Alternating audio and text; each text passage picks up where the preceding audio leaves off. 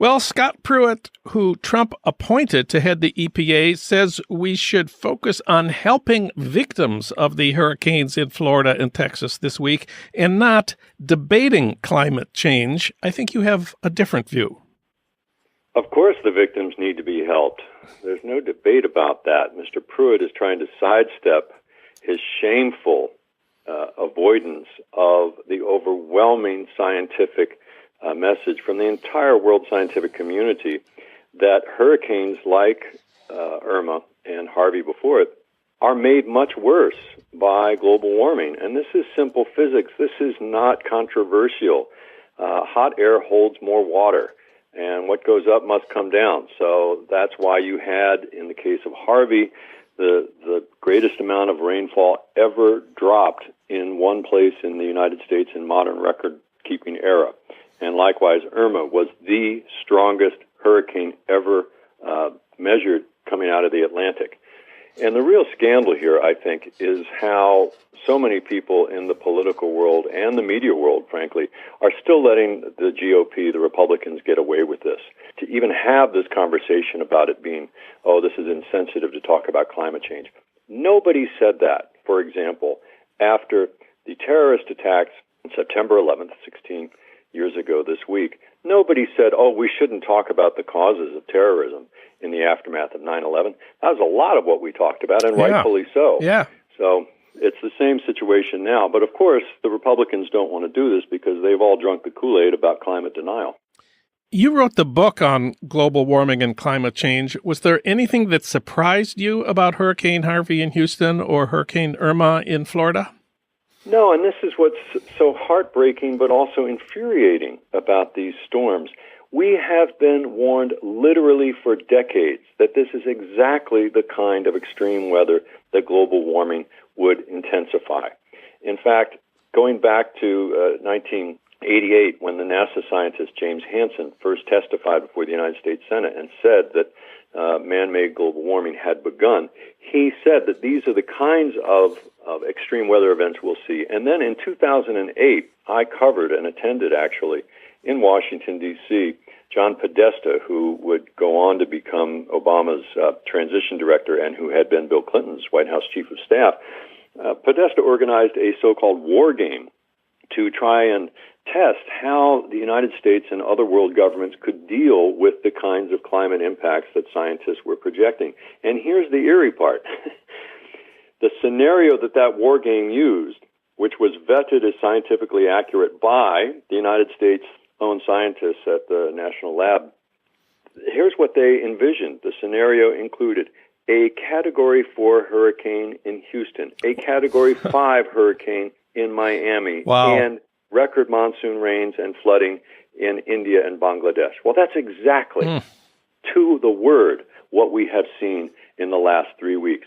That's why I say this is premeditated murder. We have known that these damages were going to come for years. When you don't act and instead you make the problem worse, which is what the Republicans have been doing, and I'm sorry to say too many Democrats as well in Washington, it's not that different from the big tobacco continuing to sell cigarettes. We know cigarettes cause lung cancer. And for reasons that escape me, it is still technically legal to sell cigarettes in this country. But we all, I think, would agree that it's morally reprehensible. We're in a similar situation now with climate change. The science has shown very clearly that these storms are going to come. They are going to kill people. If you don't do anything about that, that's premeditated murder. Let's talk a little more about the media coverage of the hurricanes, which, of course, has been massive. We've seen those reporters standing outside in gale winds with water up to their knees. We've had those beautiful multicolored animated maps.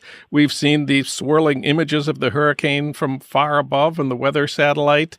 We know an awful lot about these hurricanes now. What did you think of the media coverage? I think the media coverage has been good on the ground. I don't think that they needed to do all the macho stuff about standing out in the storm to prove that they're courageous journalists. But I think that the coverage has been shameful in not talking about the cause of these storms. Now, let me be clear. I'm not saying that global warming was the only cause for these hurricanes. Obviously, hurricanes existed long before global warming, but global warming is making these storms much worse. And yet you do not hear that, especially in the TV coverage. The New York Times, Washington Post have run the occasional article talking about climate change's involvement. NPR also did a piece on that. But if you look at the networks, they did not mention climate change over the weekend, not once on ABC or NBC's coverage. And I think this includes the Weather Channel. Well, it's interesting. The Weather Channel is very, very cautious about all this. And there was an interesting piece, I think, in the New York Times that talked to the people at the Weather Channel about this. Why, when all of them are meteorologists, they all know perfectly well that global warming is intensifying this stuff, why aren't they saying that? Well, it turned out, which I hadn't realized, that the demographics of the Weather Channel's audience skew to the right side of the political spectrum, and therefore they are censoring themselves. And this is the great scandal in the media coverage here of these storms. It shows that the climate denier campaign, which has been going on for decades now, is still working. It's still working, even though the science, and we see with our own eyes what's happening. And it's working because even a channel like the Weather Channel is censoring itself because of a political concern. Yeah. This is not politics. This is also, by the way, what other climate deniers, a congressman from Houston said the same thing. I am not going to talk about the politics of this while people are in trouble. It's not politics, Congressman. It's science. It's the Republicans who have made this political by attacking Al Gore and saying that only leftists want to deal with climate change, which is so ludicrous from an international standard. Look around the world.